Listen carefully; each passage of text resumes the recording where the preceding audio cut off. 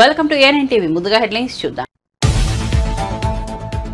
ఏపీలో జూన్ 4న ఓట్ల లెక్కింపు. మచిలీపట్నంలో కౌంటింగ్ కేంద్రాన్ని పరిశీలించిన ఏపీ సీఈఓ కౌంటింగ్ కేంద్రాల వద్ద 144 శిక్షణ అమలులో ఉంటుందని వెల్లడి. అభ్యర్థులు వారి ఏజెంట్లు ఈ విషయం గమనించాలని స్పష్టీకరణ.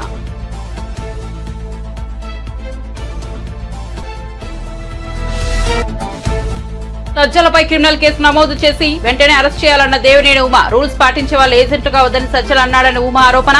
కూటమి పార్టీల ఏజెంట్లతో దెబ్బలాడే వాళ్ళ ఏజెంట్గా రావాలంటున్నాడని వ్యాఖ్యలు.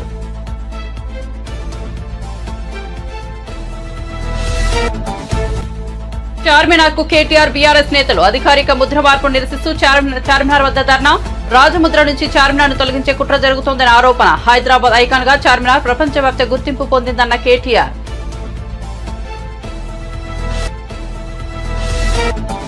ఓడిపోయే వాళ్లు కవ్వింపు చర్యలకు పాల్పడతారు. జన సైనికులు జాగ్రత్తగా ఉండాలన్న నాగబాబు. హింసాత్మక చర్యలకు పాల్పడే అవకాశం ఉంటుందని వెల్లడి. వైసీపీ కవ్వింపులకు జన సైనికులు వీర మహిళలు ప్రతిస్పందించవద్దని స్పష్టీకరణ.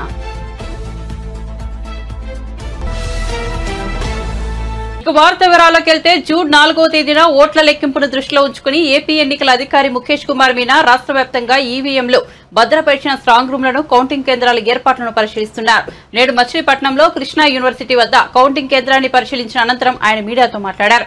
కౌంటింగ్ కేంద్రాల్లో అలజడి సృష్టిస్తే వెంటనే అరెస్ట్ చేసి జైలుకు పంపుతామని హెచ్చరించారు. కౌంటింగ్ కేంద్రాల వద్ద 144 శిక్షణ అమల్లో ఉంటుందని, సీఆర్పీఎఫ్ బలగాలతో భద్రత ఏర్పాటు చేశామని వివరించారు. అన్ని రాజకీయ పార్టీల అభ్యర్థులు, ఆయా అభ్యర్థుల కౌంటింగ్ ఏజెంట్లు ఈ అంశాలను గమనించాలని అన్నారు. ఫలితాల వెల్లడి తర్వాత విజయోత్సవ ర్యాలీలు చేయకూడదని స్పష్టం చేశారు. So on that day of counting లోపల హాల్లో ఎవరైనా ఏమైనా డిస్టర్బెన్స్ చేయడానికి ప్రయత్నం చేస్తే ఇమీడియట్ గా అరెస్ట్ చేసేసి జైలుకి పంపించడం జరుగుతుంది. క్లియర్ ఇన్స్ట్రక్షన్ ఎలక్షన్ కమిషన్ ఉన్నాయి. This disturbance will not be tolerated from anybody, any agent, any candidate. If they try to do anything which is against the norms of commission, will be immediately sent out of this counting center.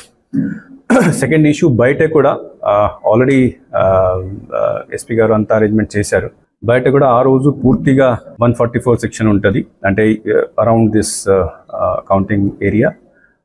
Plus ఆ రోజు ఎవరు కూడా ఏ procession, ఏ celebration ఏం చేయకూడదు. Already collector గారు కూడా instruction ఇవ్వడం జరిగింది. డ్రై డే ఉంటుంది పూర్తిగా.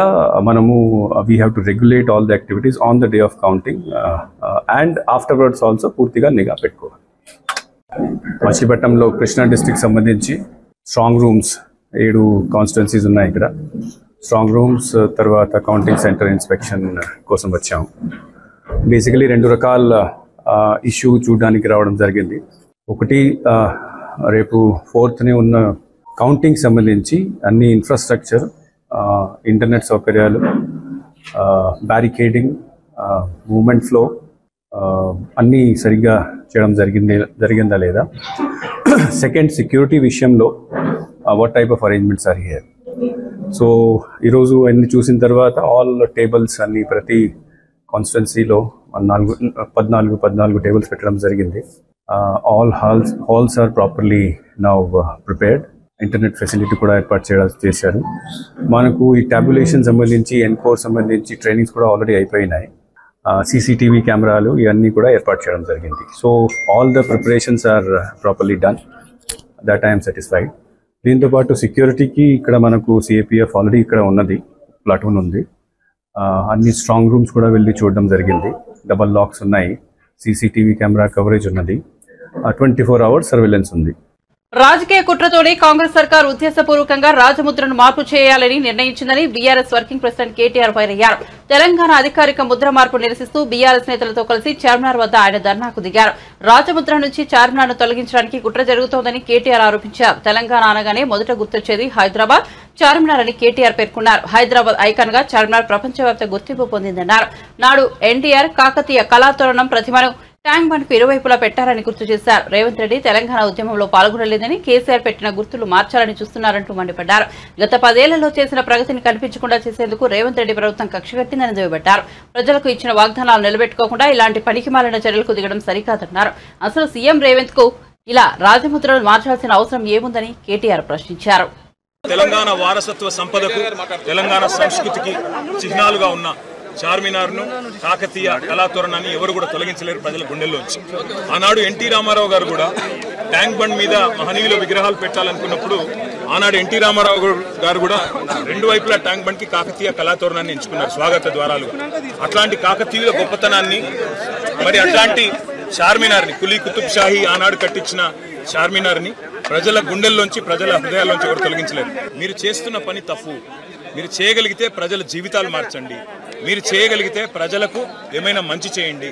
అంతేగాని కేసీఆర్ చేసిన ప్రతిదాన్ని నేను ఉల్టా చేస్తా, కేసీఆర్ చేసిన దానికి ఆయన ఆనవాళ్లు తుడిచేదానికి చేస్తాను ఆయన అనుకుంటే, నేను రేవంత్ రెడ్డికి చెప్పేది ఒకటే, మీకు తెలంగాణ పోరాటం గురించి తెలియదు, తెలంగాణ సంస్కృతి గురించి తెలియదు. ఒక అదృష్టవశాత్తు టైం బాగుండి ముఖ్యమంత్రి అయినారు మీరు. కానీ ఈ రకంగా తెలంగాణను అవమానించే ప్రయత్నం చేస్తే తప్పకుండా తెలంగాణ వాదులు, తెలంగాణ బిడ్డలు మీకు నిరసన చెప్తారు.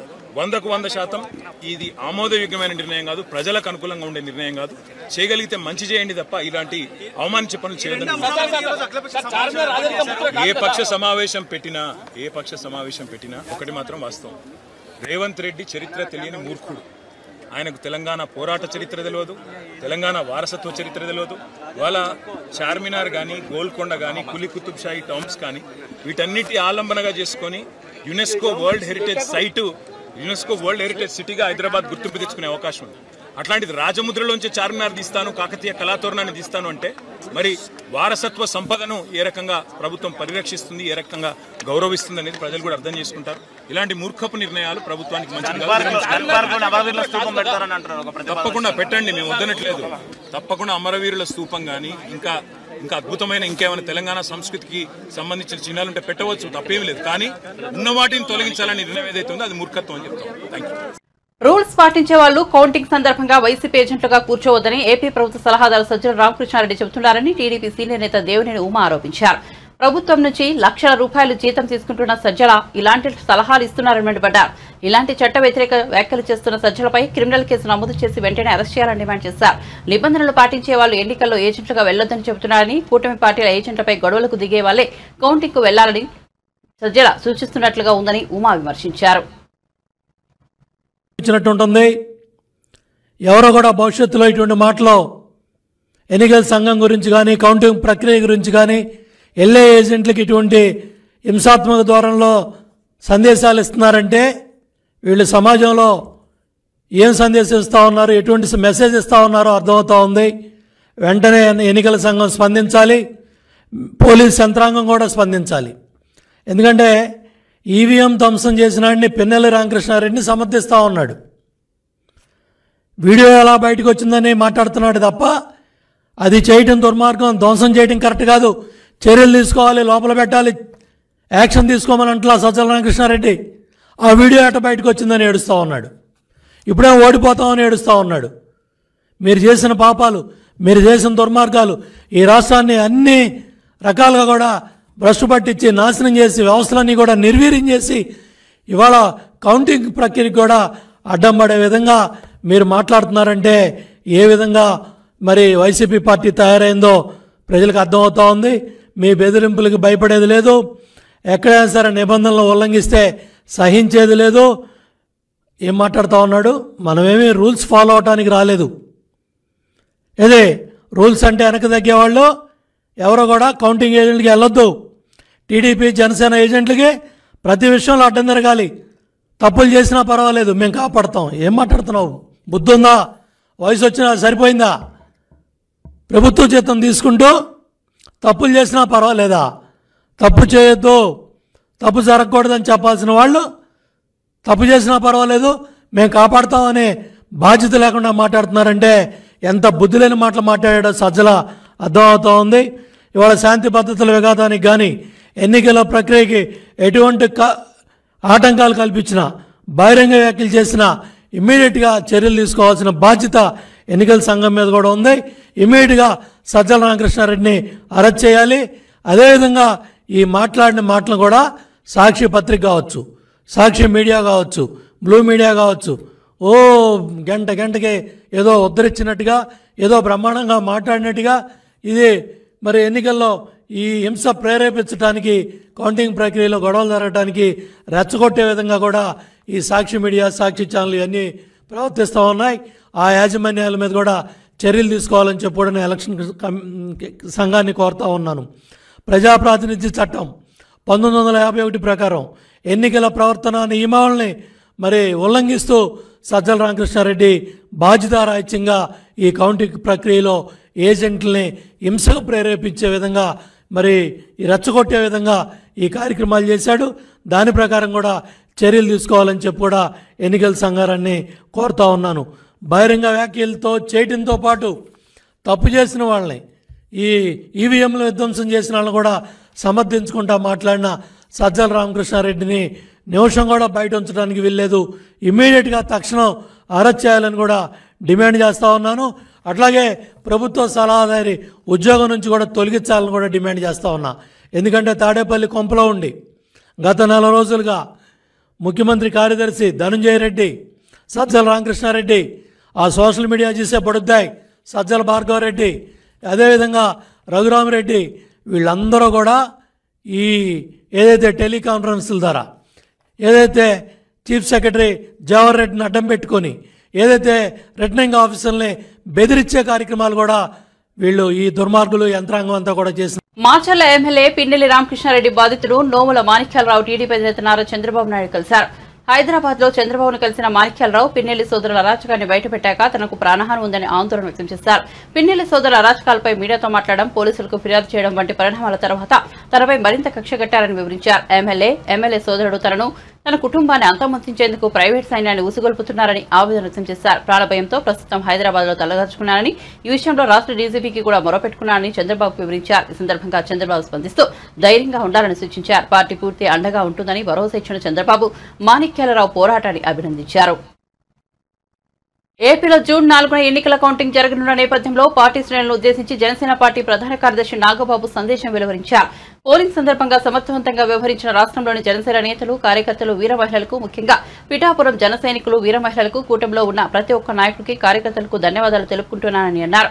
కూటమి విజయానికి చేరువలో ఉందని, వైసీపీ పరాజయం అంచుల్లో ఉందని నాగబాబు పేర్కొన్నారు.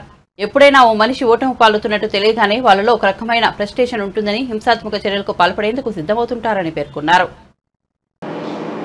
జన సైనికులకి, వీర మహిళలకి, నాయకులకి, ముఖ్యంగా పిఠాపురం జన సైనికులకి, వీర మహిళలకి, అలాగే కూటమిలో ఉన్నటువంటి ప్రతి నాయకుడికి, ప్రతి కార్యకర్తకి నా ధన్యవాదాలు. ముఖ్యంగా ఇవాళ కూటమి విజయానికి చేరువలో ఉంది. వైసీపీ పరాజయం అంచుల్లో ఉంది. సో ఎప్పుడైతే ఒక మనిషి పరాజయం అవుతాడు అని తెలియగానే ఒక రకమైన ఫ్రస్ట్రేషన్ ఉంటుంది.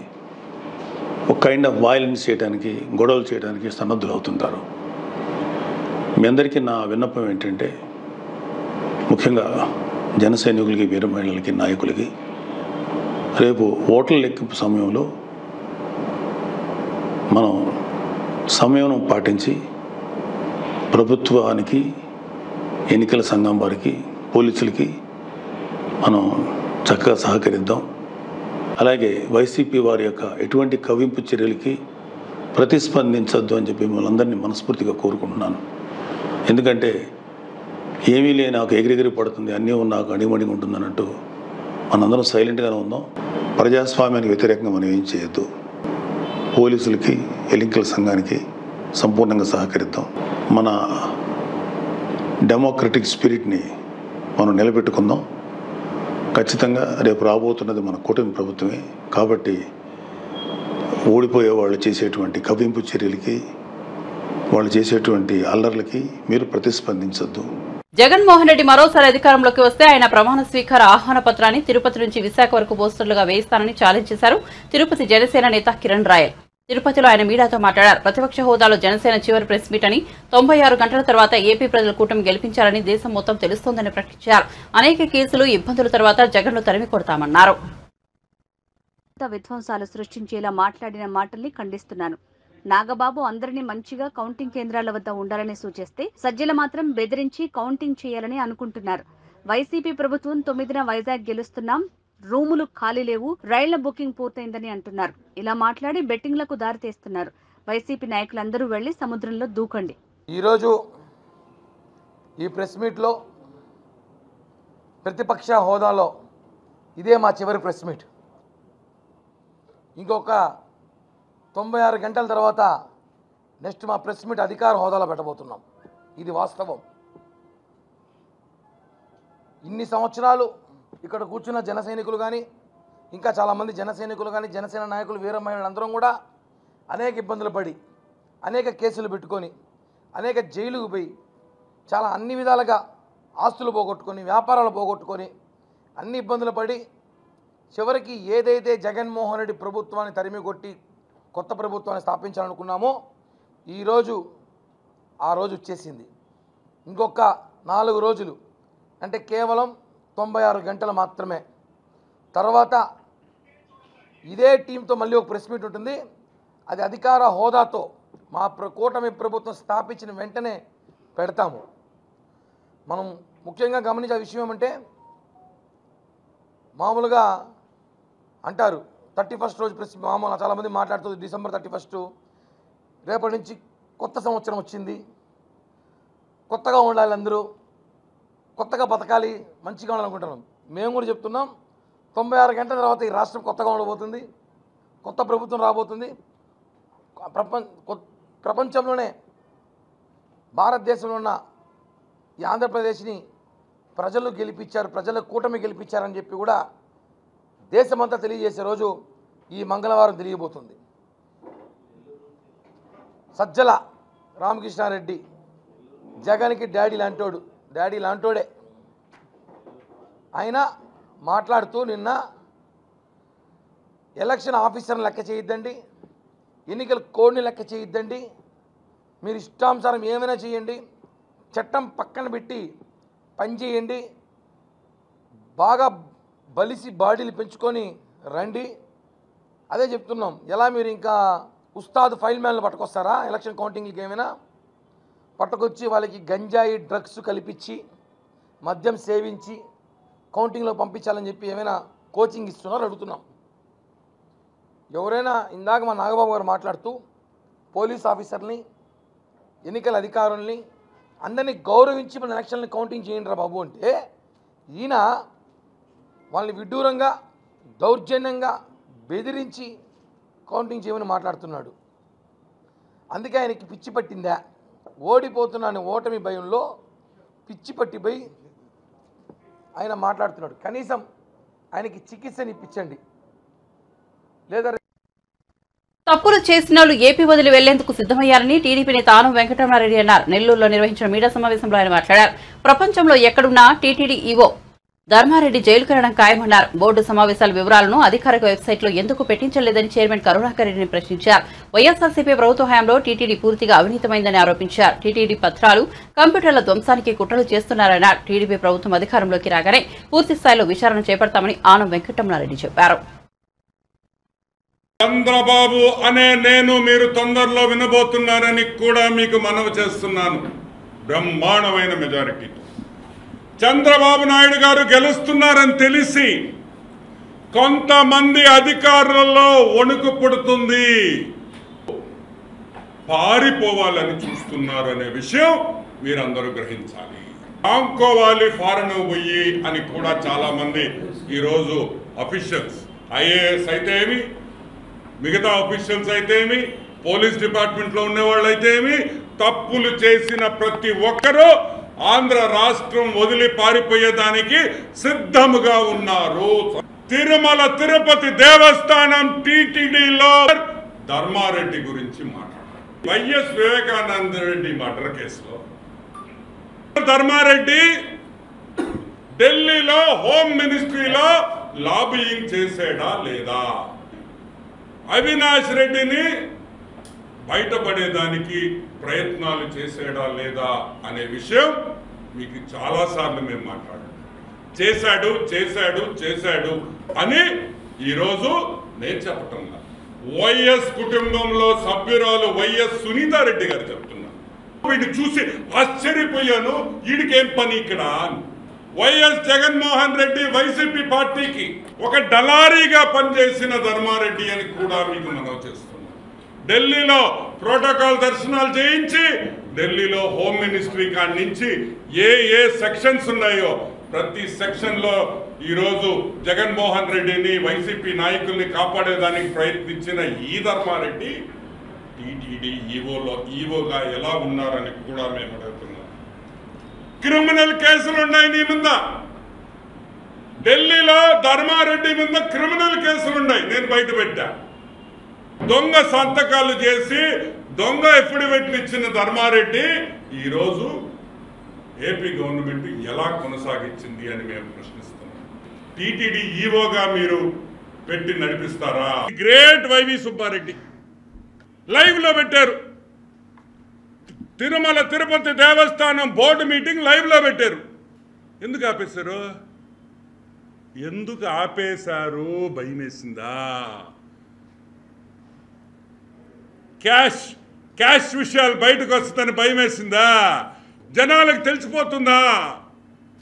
ఈ 4 బోర్డు మీటింగులలో పూర్తిగా వర్కులు, వేల కోట్ల రూపాయల వర్కులు 10% కమిషన్కి కరుణాకర్ రెడ్డి ధర్మారెడ్డి అమ్ముకున్నారనేది వాస్తవం, నిజం. దానివల్ల ఎజెండా టీటీడీ వెబ్సైట్లో పెట్టలేదు. 300 రూపాయల టికెట్ 3000 రూపాయలకి బ్లాక్లో అమ్మింది వాస్తవమా కాదా? ప్రోటోకాల్ దర్శనం అయితే 1,00,000 రూపాయలు మనిషికి. 1,00,000 రూపాయలు ప్రోటోకాల్ దర్శనానికి మంత్రులు, ఎమ్మెల్యేలు, వైసీపీ నాయకులు అమ్ముకున్నారా లేదా?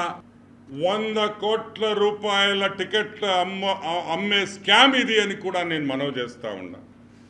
చైర్మన్ కోట లైంగిక వాంఛలతో రగిలిపోతున్న తన భర్త అరాచకాలకు ఎందరో అమ్మాయిలు మోసపోతున్నారంటూ విశాఖలో ఆందోళన చేస్తుంది మాజీ మిస్ వైజాగ్ నక్షత్ర. తన భర్త త్రిపురనేని సాయి వెంకటతేజ మరో స్త్రీతో ఉండగా రెడ్ హ్యాండెడ్ గా పట్టుకుంది. తనకు విడాకులు ఇవ్వకుండా వేరే అమ్మాయిని పెళ్లి చేసుకున్న తేజపై అనేక ఆరోపణలు చేస్తోంది. అదే సమయంలో తమ విడాకుల వ్యవహారం కోర్టులో ఉందని, ప్రస్తుతం ఉన్న అమ్మాయి ఆడిషన్ కోసం మాత్రమే వచ్చిందని అంటున్నారు భర్త తేజ.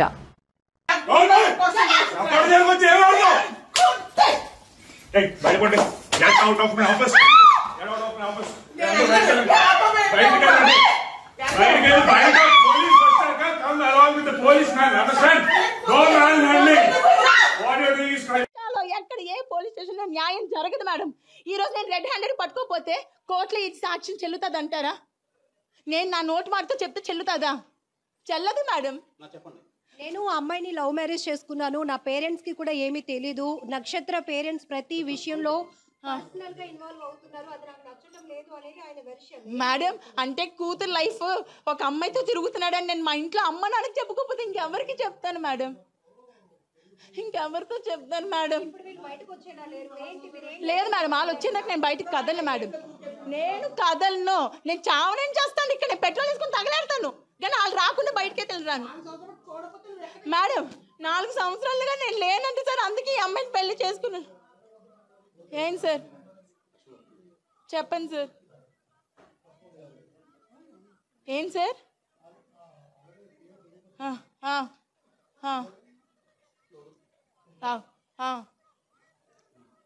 సార్ ఈ నిజంగా లా తెలిస్తే వాయిస్లో కూడా ఫారెన్సిక్ ఉంటుంది. వాయిస్లో కూడా ఫారెన్సిక్ ఉంటుంది సార్. నేను తన వాయిస్ కాకపోతే నన్ను శిక్షించండి సార్. తన వాయిస్ కాకపోతే నన్ను శిక్షించండి. ఫారెన్సిక్ తీసుకెళ్ళండి. నిజంగా అది వాయిస్ తనది కాకపోతే ఫారెన్సిక్లో టెస్ట్ చేయించండి సార్. అది కూడా ఉంది వాయిస్ రికార్డ్లో కూడా, అది ఫారెన్సిక్ ఉంటుంది సార్. ఉంటుంది సార్. సార్ ఆడొక పెద్ద కామందుడు సార్. ఆడికి అమ్మాయిలు కావాలి, రోజుకు వర్జిన్ కావాలని భార్యతో నాతోనే చెప్పాడు సార్. రోజుకు ఒక వర్జిన్ కావాలంటే సార్ ఎక్కడి నుంచి తీసుకొస్తారు సార్? పిల్లలు ఎక్కడి నుంచి పట్టుకొస్తారు సార్? సార్ ఎవరికి బరువులు తీసుకోవాలని ఉండదు సార్. లేదు సార్, వాడికి డేటింగ్స్ యాప్ అని, పబ్జి అని, ఫ్రీ యాప్స్లో పడి నన్ను నా పిల్లని వదిలేసారు సార్. నా పాపకి మొన్న రీసెంట్గా మెడికవర్లో ఐసీయూలో పెట్టాం సార్. సీరియస్ అయిందని కాల్ చేస్తే కనీసం రాలేదు సార్. ఏం చేయమంటారు చెప్పండి సార్? మీరే ఇంత నీచుని ఏం చేయాలి చెప్పండి? వాయిస్ తంది కాకపోతే ఫోరెన్సిక్ నేను ఇస్తాను సార్. దీన్ని ఎక్కడి దగ్గర తీసుకెళ్తాను. సుప్రీంకోర్టు ఇచ్చింది కదా సార్ అడల్టరీ లీగల్. నేను చెప్తున్నాడు అదే కదా, అడల్టరీ లీగల్ అంటే ఇలా పిల్లలు ఉన్నప్పుడు కూడా అడల్టరీ లీగలా సార్?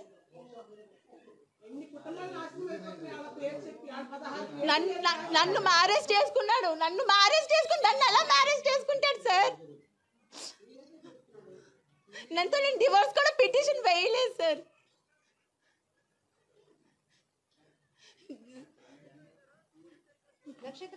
దిశలో వేసాను సార్, 2 years బ్యాక్ వేసాను. నాకు అమ్మాయి బయటికి రావాలి సార్. మేడం మీకు ఒక్క విషయం చెప్తాను, ఇలాంటి ఎదవల్ని వదిలేస్తే రోజుకొక అమ్మాయిని పాడు చేస్తాడు మేడం వీడు.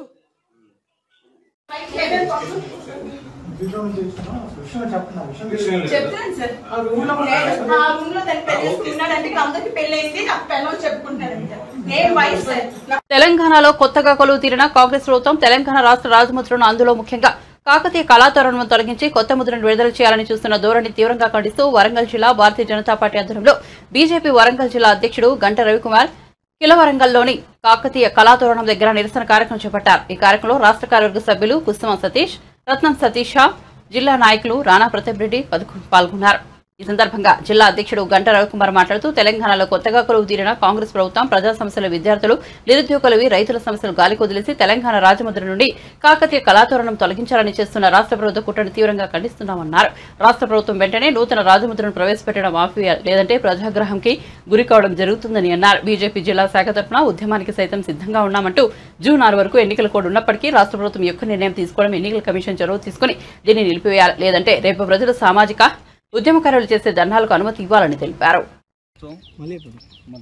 ఏవైతే హామీలు ఆ హామీలను పక్కదారి పట్టియడం కోసం అని చెప్పి పనిచేస్తున్న తీరు నిదర్శనంగా భావిస్తున్నాం.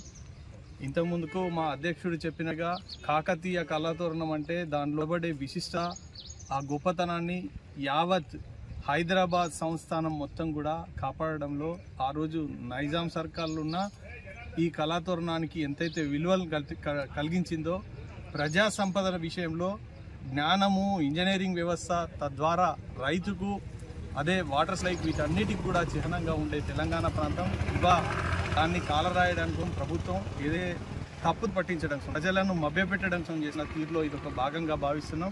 భారతీయ జనతా పార్టీని ఖండిస్తున్నది. తెలంగాణ ఏర్పడ్డ తర్వాత రాజచిహ్నంగా ఏర్పరిచిన ఏ రాజైనా రాజు అనగానే తన ఖడ్గంతో ఎవరిని పడితే వాళ్ళని శాసించేది కాదు. రాజు రాజరికాన్ని, పరిపాలన సౌలభ్యాన్ని ప్రజలకు విధంగా తన రాజ్యంలో ఉండబడే వ్యవస్థను కాపాడాల్సిన బాధ్యత కొని ఆ బాధ్యతాయుతంగా పనిచేయాలని చెప్పి విజ్ఞప్తున్నాం. భారతీయ జనతా పార్టీ ఈ రాజధానాన్ని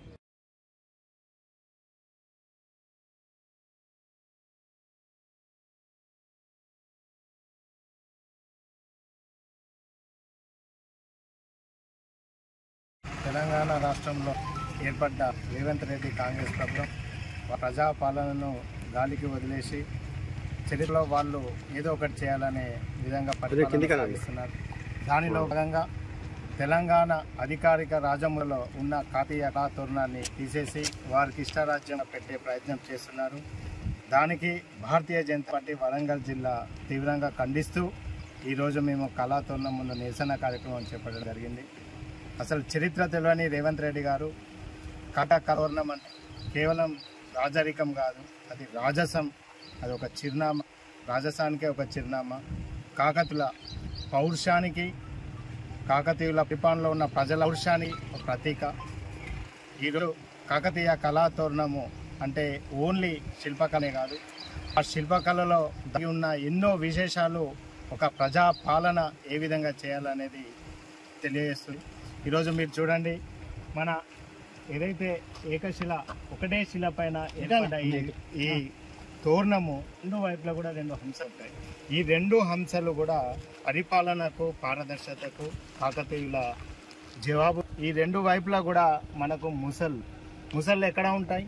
ఎక్కడైతే జలకళ ఎక్కువ ఉంటుందో.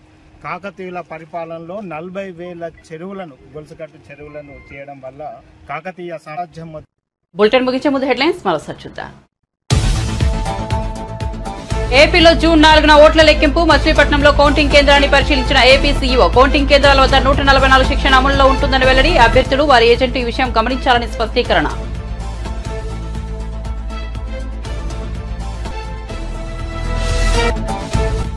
సజ్జలపై క్రిమినల్ కేసు నమోదు చేసి వెంటనే అరెస్ట్ చేయాలన్న దేవినేని ఉమా. రూల్స్ పాటించే వాళ్ళు ఏజెంట్లుగా వద్దని సజ్జల అన్నాడని ఉమా ఆరోపణ. కూటమి పార్టీల ఏజెంట్లతో దెబ్బలాడే వాళ్ళ ఏజెంట్గా రావాలంటున్నాడని వ్యాఖ్యలు.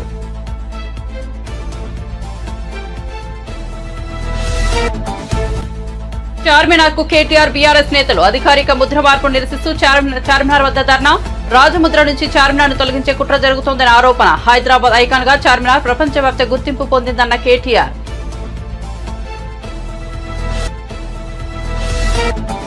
ఓడిపోయే వాళ్లు కవ్వింపు చర్యలకు పాల్పడతారు. జన సైనికులు జాగ్రత్తగా ఉండాలన్న నాగబాబు. హింసాత్మక చర్యలకు పాల్పడే అవకాశం ఉంటుందని వెల్లడి. వైసీపీ కవ్వింపులకు జన సైనికులు వీర మహిళలు ప్రతిస్పందించవద్దని స్పష్టీకరణ.